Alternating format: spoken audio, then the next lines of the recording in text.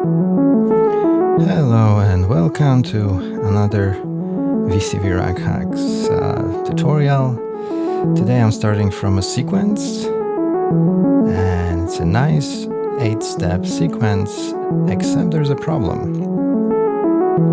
And the problem is I'm already bored. So what can I do? What can I do to make the sequence more interesting, add variety? I really want this sequence to evolve. And it turns out it's actually extremely simple. All we need is a sample and hold module after sequencer. And then we can scramble this sequence by moving clock.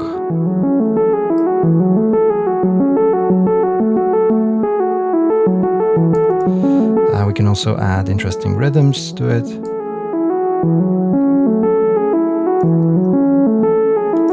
Simple, quick, and there's so many things you can do with it. Now, I could stop this video here and it would be very disappointing, because this is probably, for many of you, this is not a major discovery here. However, what I want to point out is that over here, that fader, that clock, there's a tremendous amount of depth. And I know it might sound surprising because just one fader. You see, this value has a lot of sweet spots. If you know where to find them, you can achieve very interesting results. To give you an example, let's say we have this sequence and we want to play it backward.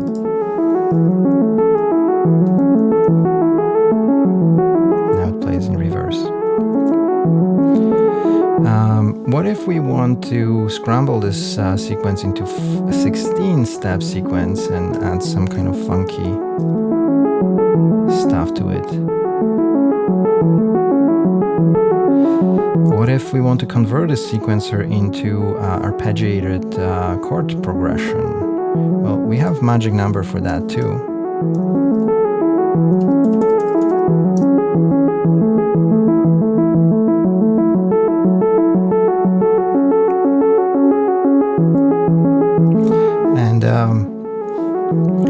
And rhythms, this is really fascinating. We can add Euclidean rhythms to our sequences. And I know it sounds crazy because it's just one fader, but if you know the exact value, you can achieve any Euclidean rhythm from that. So stay with me if you don't believe. So just to give you a simple example, this magic number will give us 5/7 Euclidean.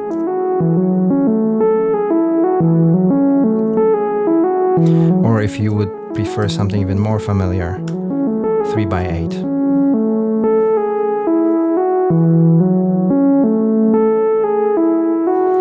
And finally, just one more example. I have 8 steps here. Let's convert this sequence into 5-step sequence. Again, magic number.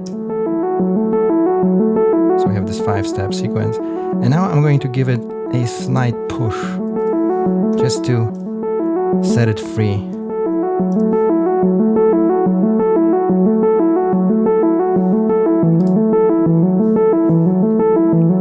So now the sequence evolves. It's a 5-step sequence, but it will keep moving on its own.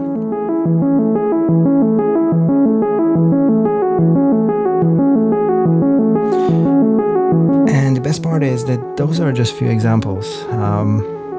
There are tons of these sweet spots, probably in hundreds, and I really want to share with you and show you how I found those numbers and how you can find your own values here to do exactly what you want with this sequence. But before we go ahead, I just want to clarify, this module is called random, but there's nothing random here. This is now, as long as there's something is plugged in here, this acts as sample and hold. And just watch out for this fader, because this is a built-in slew limiter. So normally when we use it as a sample and hold, you just go all the way down and use this as your clock for sample and hold. And that brings me to the ratio between this clock and this clock. You see, I say, magic numbers here, but they're actually meaningless. It's all about their relationship to this tempo. If I change this clock here, all of these numbers won't work. So the ratio, so first let's find ratio of 1 to 1. In other words, I want these clocks to run at the same speed. So 6 hertz, if we want to convert it to beats per minute, we just multiply it by 60. And then that gives us 360. So now I have my original sequence, and I can start experimenting. Rule number 1 is that from this point, if you go up, you're scrambling your sequence. If you go down, you get Euclidean rhythms. Now, another rule here is if your ratios are integer numbers. So for example, let's do ratio 2. So in this case, this clock will run twice as fast. We are simply skipping every second step.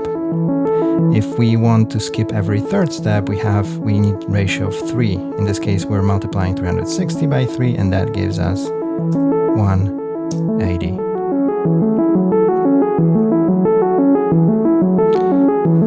And this sequence will repeat unless we detune that ratio a little bit. In other words, let's add a little bit of junk to this number. Right? So it's a really beautiful method of designing some interesting sequence and then adding a little bit of surprise and variety. Now, I could go further to explore those ratios, but it's just not very comfortable to do math and all that, and it will get complicated. So let's help ourselves with this wonderful module called Formula by Frank Bass. And what it allows us to do is we can express those ratios. For example, have ratio of 1 or 2 or 3. Now, don't worry about this logarithm. This is simply to convert our ratio to volt per octave. Otherwise, it won't work. So just put it in and explore with these numbers. So 3, skipping every third step, every fourth. And again, we can evolve that by adding a little bit of extra. 5, 6, 7 is interesting because de facto we hear it as the same sequence played in reverse. So this is original one, this is in reverse. And 8 is even more interesting.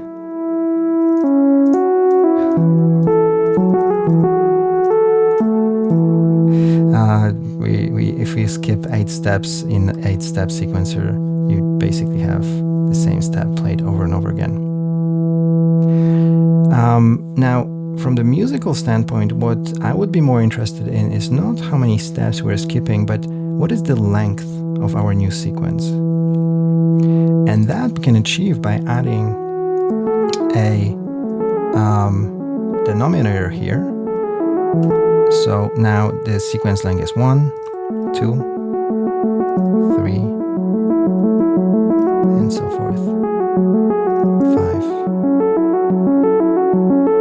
Right, and this is how I created that magic number before to have that evolving 5-step sequencer here. 6, 7 steps, and finally original sequence. Right, this is ratio of 1, so it makes sense. Can we have more steps? Well, yes, we can, but then something very interesting happens. So it's a 9-step sequence, except one of the steps is repeated twice. And we can keep going. 10-step sequences.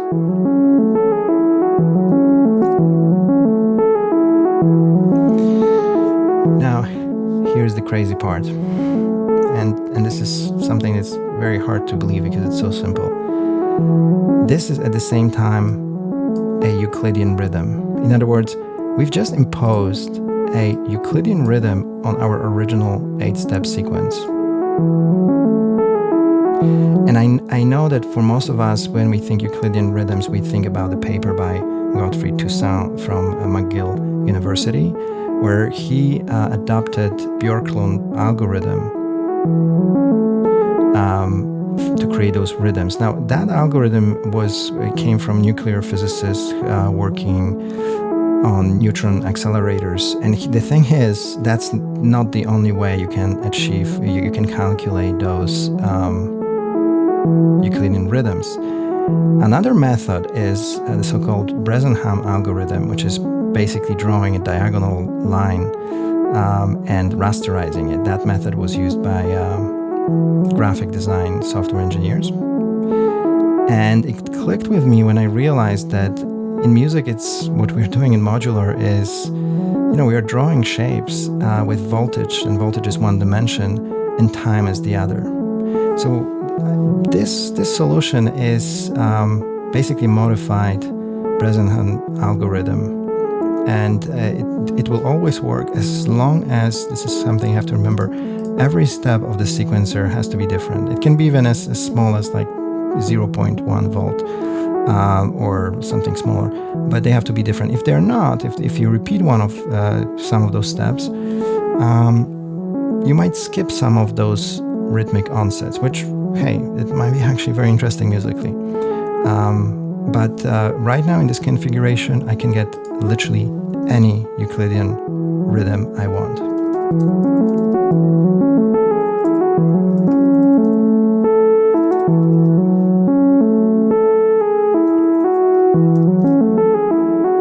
And the rule here is, as long as your numerator is the same as number of steps, the sequence and Euclidean rhythms are aligned, and the sequence repeats exactly. However, as soon as you go somewhere else with it,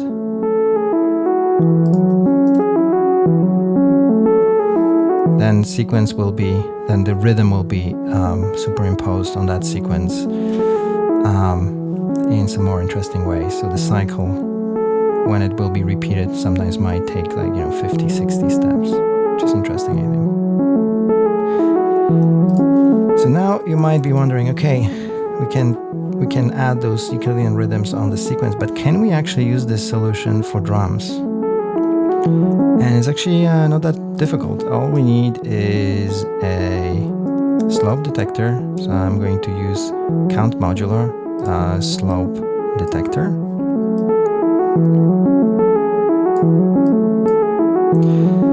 And let's get a hi-hat.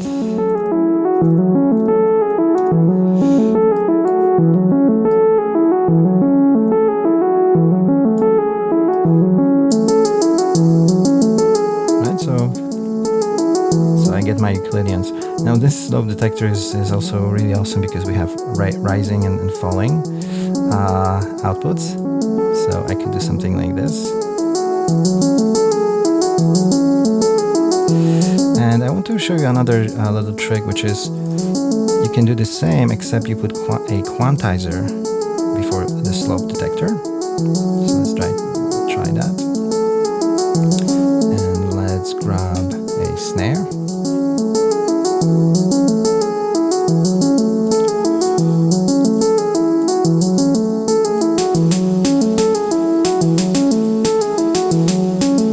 And here's the thing, if you set your quantizer to quantize not chromatically but per octaves, you're just changing that rhythm. It becomes, you create more space rhythmically. It's more interesting this way.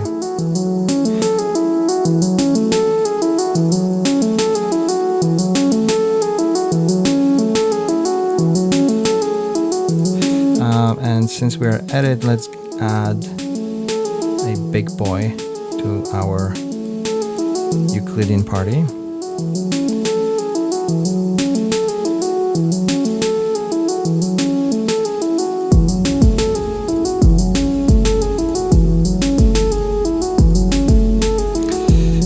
And once we have that, we can start jamming by just, this is crazy, but we can just put different numbers here.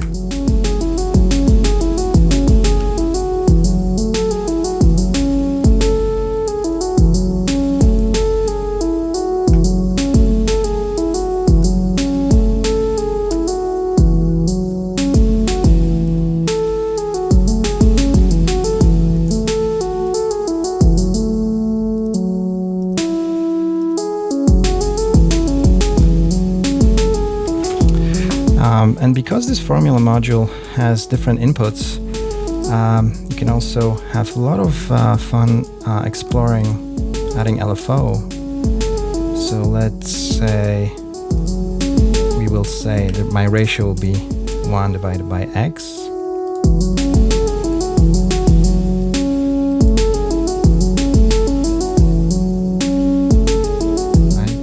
Have YZ, so you can really create really long evolving patterns with this method. Another thing you can do is, let's say we have, let's go back to something like this, 8-phase, really amazing module by Stormelder. It allows us to bind this module and basically store presets from this formula. So let's say this is number 1.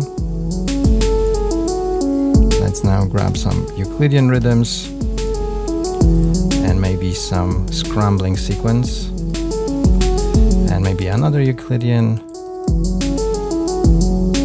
and maybe something slower.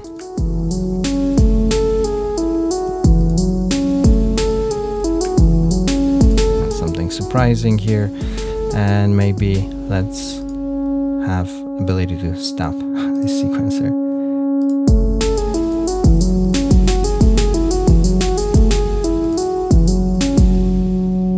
Now we can obviously click, but this module has input here, and there are different modes. There are reverse, ping pong, and stuff like that, random, so you can clock it or you can CV. It's really crazy. This is very interesting. C4 means middle C, so we can control it from the keyboard, and I think that's interesting if you want to do live performance with this technique. So right now I'm using my keyboard, I'm mashing different keys here to improvise.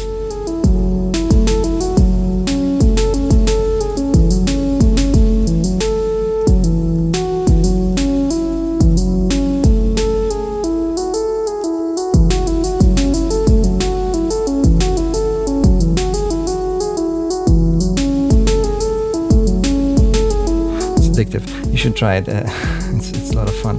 So you can take it from here and make it even more complicated. However, for now I want to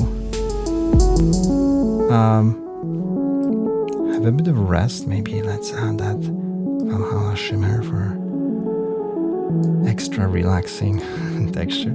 And let's actually, since we're relaxing, I know that many of you musicians and us musicians, because we don't like too much math. So let's leave it aside for a moment and see what we can do without math. You can do a lot. Remember, if we set these clocks to the same speed, you go up to Scramble and you go down for Euclidean. You know what? Maybe it's too much. Yeah, it's like a little bit. Now, if we go up, we're scrambling the sequence. As I mentioned, if we go down, it's Euclidean, but we're keeping the same sequence with Euclidean. So what if you would like to have both things at the same time? What if you'd like to have a scrambled sequence with Euclidean imposed on that? You can do it by adding another sample and hold. It's that simple. Now we are going below 6 for Euclidean, and just random numbers. And you can do even more. You can add another one with slightly different clock, and perhaps it will give you something interesting.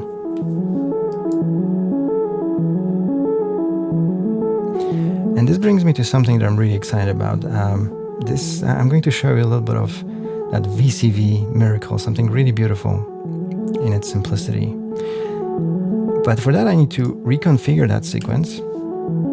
So I'm going to use only octaves and fifths.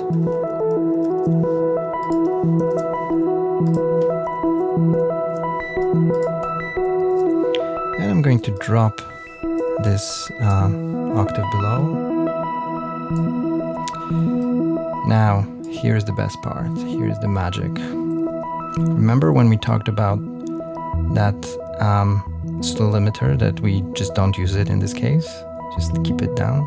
Well, this is one exception, that we are going to actually move this one up and notice what happens to this sequence. Right now it's just perfect fifths and octaves.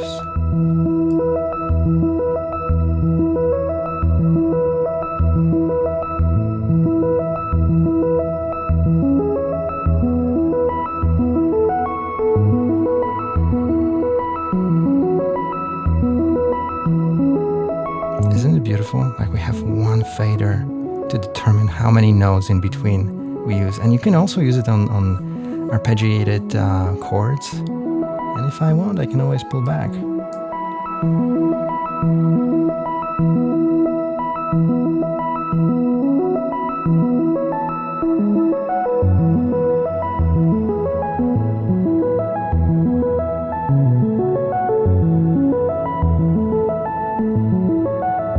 I could just listen to it and how it evolves, almost like it has life of its own.